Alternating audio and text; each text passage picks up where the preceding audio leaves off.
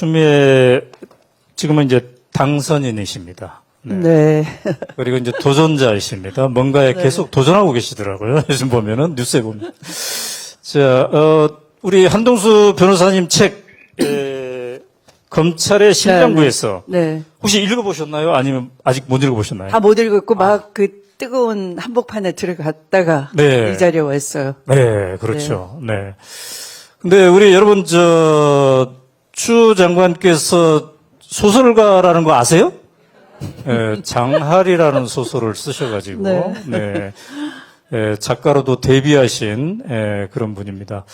우리 한동수 변호사님이 이렇게 검찰에 이제 심장부에 들어가가지고 여러 가지 고초를 겪으셨는데 네, 네.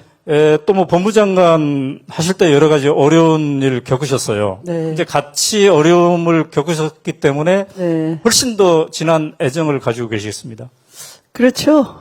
제가 우리 한동수 감찰부장님을 처음 만난 건 어느 여름날 법무부에 있을 때 어떤 그 외부 위원들을 불러서 회의가 있었던 것 같아요. 정확히는 모르겠는데 그 회의를 마치고 내려오는 길에 저랑 엘리베이터에서 마주쳐서 네. 아, 제가 한동수입니다. 그래서 아, 그러세요. 그랬는데 감찰부장 그러면 이제 스스로 감찰부에 들어가겠다고 손들고 들어오신 거잖아요. 네. 그 윤석열의 그 특징 아시잖아요. 발 아무데나 올려놓고 버럭 소리 지르고 쩍벌에다가 그런 험한 분을 맞닥뜨리려면은 굉장히 강단 있고 그렇게 생기셨다고 상상하고 있었는데 네. 너무 아카데믹 하시고 미남이신 거예요. 네. 그래서 이 약간 제가 멍 때렸습니다. 아, 진짜 맞습니까? 이렇게 생각할 정도로 네. 그렇게 잠깐 스치듯 만난 순간이 있었고요. 그래서 이제 기억 못 하시는 것 같아요. 그 순간 기억하세요? 네. 법무부에서 이제 회의를 마치고 네. 엘리베이터를 하고 아마 그때 점심 하러 예, 갔을 예, 걸로 예, 기억돼요. 예. 그때 기억납니다. 그러면 제 첫인상은 어땠습니까? 저는 이렇게 덕담을 했는데. 네. 어느 여름날의 첫인상. 일단은 그때는 이제 엘리베이터 안에서는 이제 네. 뒷모습을 이제 네. 보게 된 형태고요. 그 다음에 네. 이제 법무부 앞에 로비에서 네. 제가 이제 뭐 인사드리는 입장으로 네. 이제 한동수 검사라고 했죠. 네네네. 네. 끝내 말을 못 하시군요. 예를 들어서 이제 법무부 장관이 할 수 네. 있는 것 중에 하나가 이제 중요한 것들은 제가 생각하기에 인사권하고 그 다음에 이제 지휘권이라고 생각을 해요. 인사권 자체에 대해서는 그 법무부 이제 사람을 알아야죠. 사람은 믿으면 안 되죠.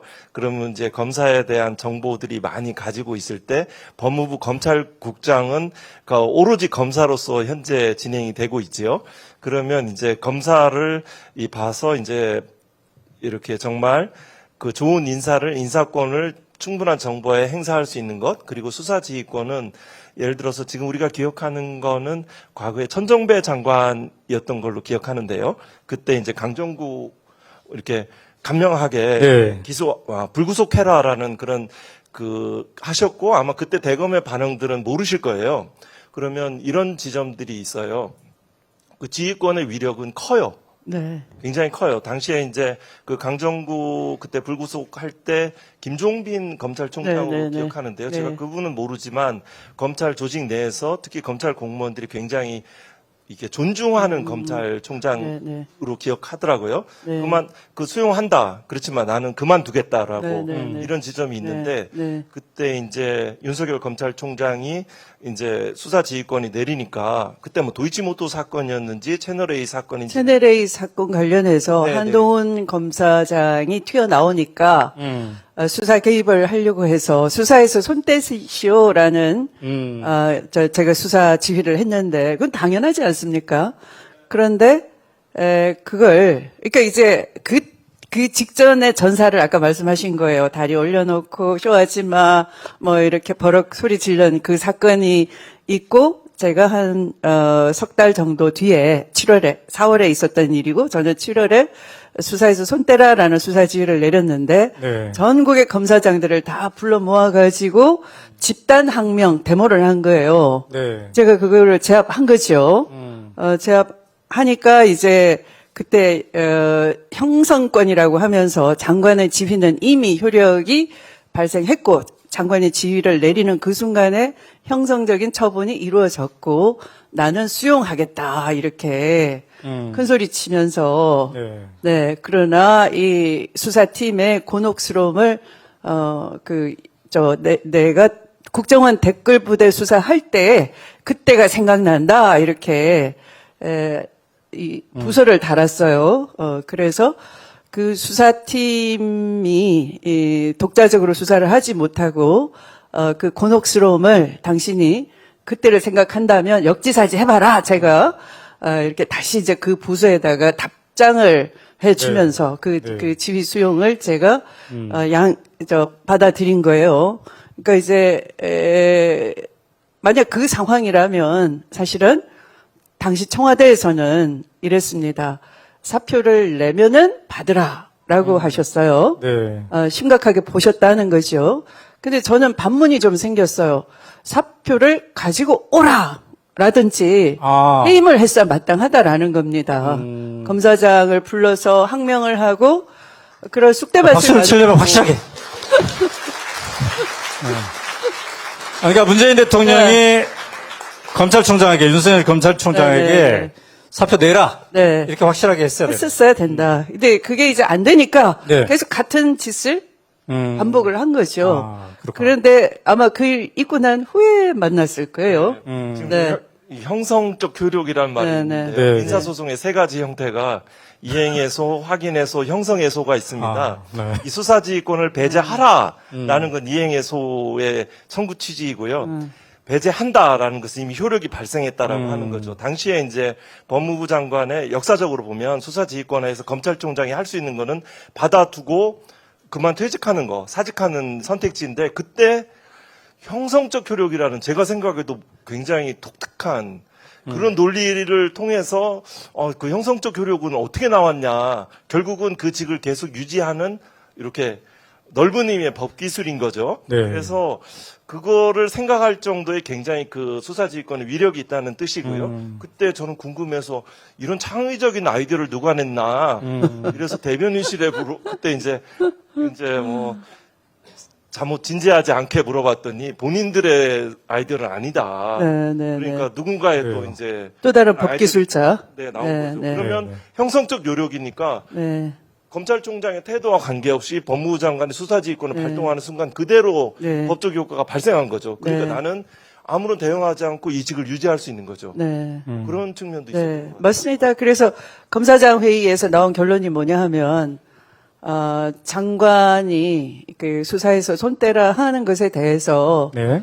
그 총체적으로 수사 지휘에서 배제하는 것은 위법하다. 그러나 검찰총장은 물러나서는 안 된다. 그러니까 친위 쿠데타인 거예요. 네. 아까 김종빈 검찰총장 사례를 말씀을 하셨잖아요.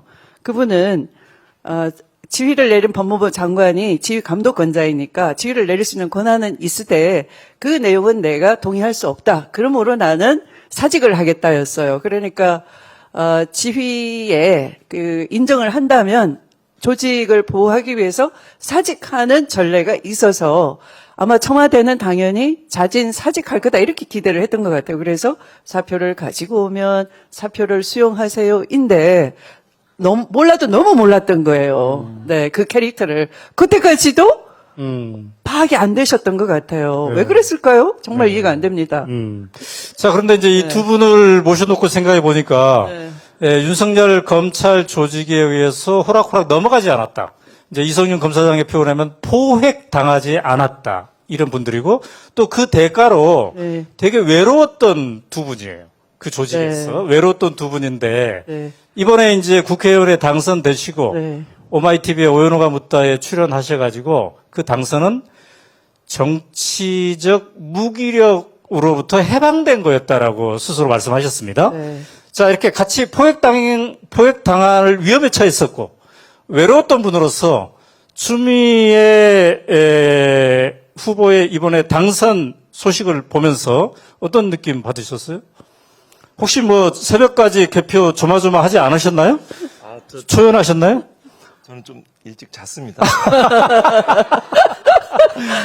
처음 그 여름날 처음 만났을 때도 뒷모습만 살짝 보고. 네. 그렇구나. 네. 마지막에 이제 또 아침 시간이 돼서 네. 네.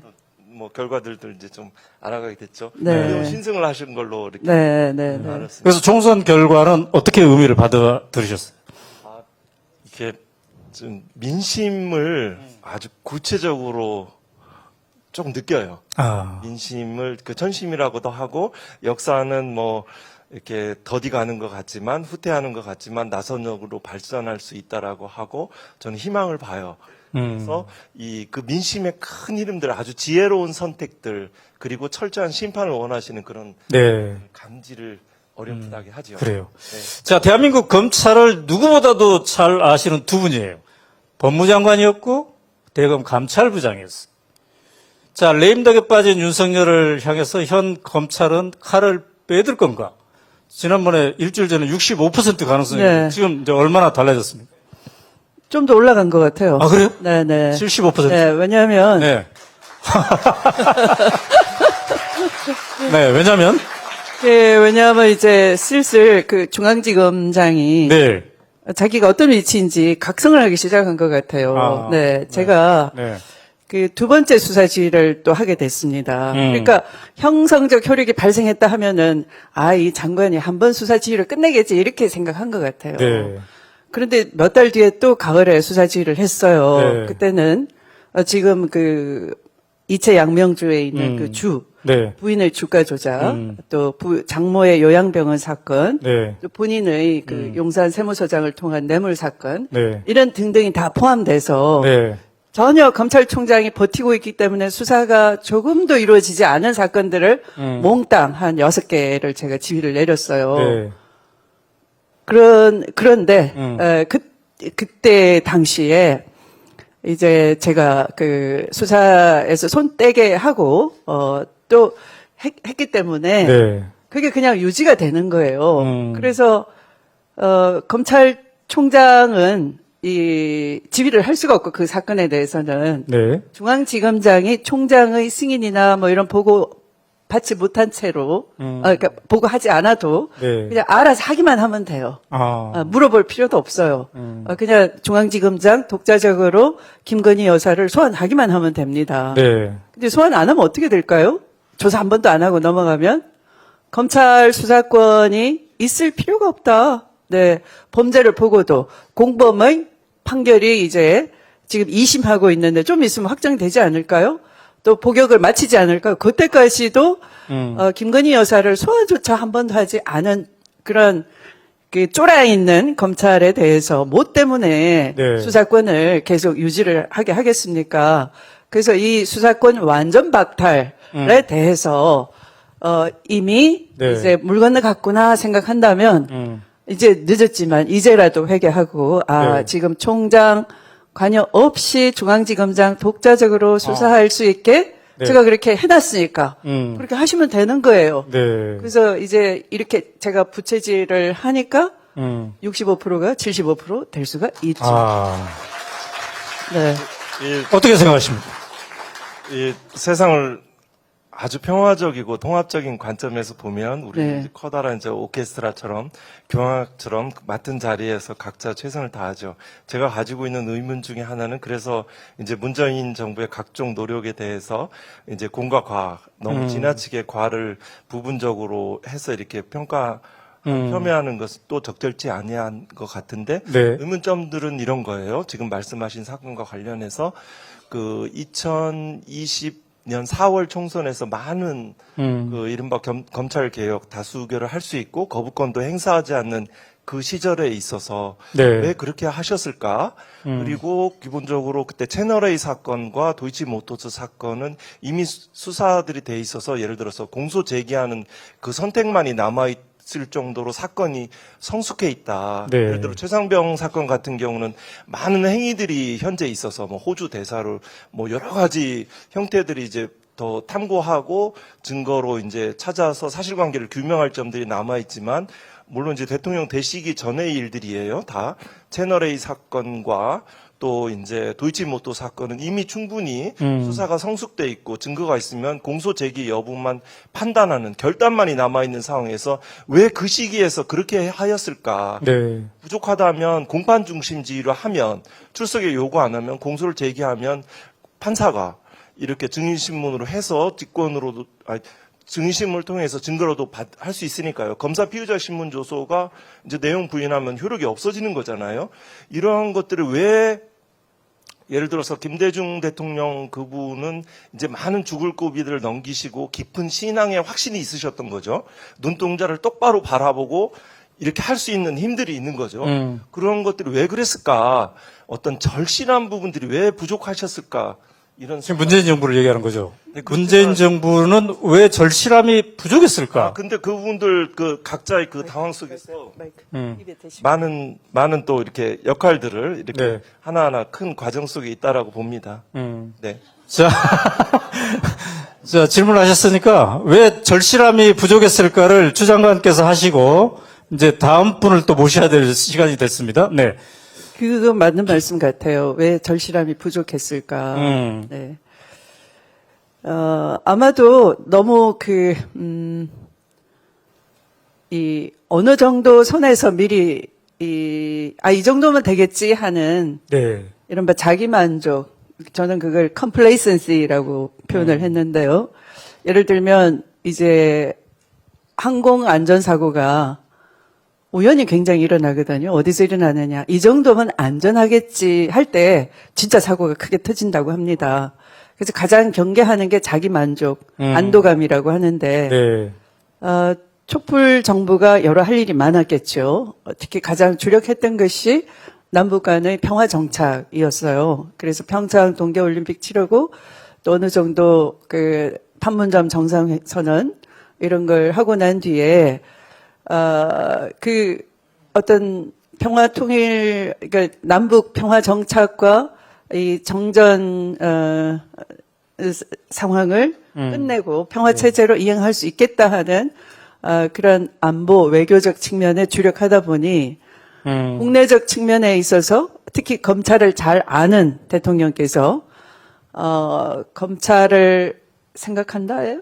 책 네, 제목이? 네. 네, 그런 책을 공저로 내실 정도로 이미 뿌리 깊게 그 노무현 대통령의 그 억울한 죽음에 대해서 어떤 책임감 내지는 또 검찰 개혁에 대한 소신 사명 시대 과제 이런 걸 잘 알고 계신 대통령 그리고 거듭거듭 국민께 약속을 하신 대통령께서 왜 뒤가 좀 물렀을까 생각하면은 바로 그런 외치 부분에 주력한 나머지 또 그게 굉장히 우리나라 경제에도 중요한 거였어요. 또 파탄난 박근혜 대통령의 뭐 개성공단 네. 뭐 폭발하든지 이런 문 닫게 했다든지 뭐 이런 일들이 있었잖아요. 그러니까 그걸 빨리 복구해야 된다 하는 그 간절함 때문에 이 검찰 개혁의 중요성이 다소간에 좀 후순위로 가버렸지 않나. 네. 그리고 너무 한 개인을 믿었던 거 아닌가 싶어요. 윤석열 검찰총장이 검찰 개혁은 본인이 제일 잘 한다, 제일 잘 안다. 검찰 수사권 전면 폐지하겠다. 이렇게 약속을 하고 검찰총장으로 발탁됐어요. 그걸 굉장히 철저하게 믿었는데, 근데 우리 이 책에도 보면은 윤석열 중앙지검장이 적폐 수사를 하겠다고 해놓고 그러니까 출근하지 않는 쇼를 했다는 거잖아요. 갑자기 안 나왔대요. 그러니까 저항을 한 거죠. 그런 저항, 그러니까 출근하지 않는 그런 상태는 뭔가 불만이 있어서 내가 강력하게 이게 조직을 걸고 뭘 해보겠다는 방기를 대는 것인데 그때 무렵이었을 것 같아요. 저도 네. 들은 얘기가 원하는 대로 다 들어주라. 적폐 수사에 필요하다면 원하는 대로 다 들어주라. 그래서 인사권도 윤 총장, 윤석열 중앙지검장이 데리고 있었던 그 팀 그대로 총장 시절에 총장 되자마자 한 달 뒤에 인사를 다 해버린 거예요. 그때 법무부 장관도 배제가 돼 있었고 당시 민정수석, 조국수석도 배제가 돼 있었고 그래서 인사권을 전횡을 하면서 지금의 윤석열 사단이 완벽하게 구축이 되고 어느 누구도 통제할 수 없는 막강한 검찰 권력이 정치를 꿈꾸는 상태가 돼버린 거예요. 그걸 눈치를 채지 못했다. 그래서 아마 그런 어느 정도 무르익었으면 기소해야지라고 하는데 그렇게 할 수 있는 검사가 어느 누구도 없었어요. 마지막에 제가 이제 법무부 장관이 돼서 이성균 중앙지검장이 제가 징계 청구한 그날 겨우 네. 장모 요양병원 기소를 불구속으로 했어요. 소환해도 안 나와. 그래서 하는 수 없이 공범 기록 가지고 이 정도면 기소해도 되겠습니다 하고서 불구속 기소를 했어요. 네, 알겠습니다. 자, 우리 추 장관님하고는 여러 가지 할 얘기가 많아요. 지금 뭔가 또 도전하고 계시기 때문에 그에 대한 얘기도 들어봐야 되는데 시간 관계상 본방송 오연호가 묻다 해서 추가로 하기로 하고 이 정도에서 보내드리도록 하겠습니다. 감사합니다. 감사합니다. 네.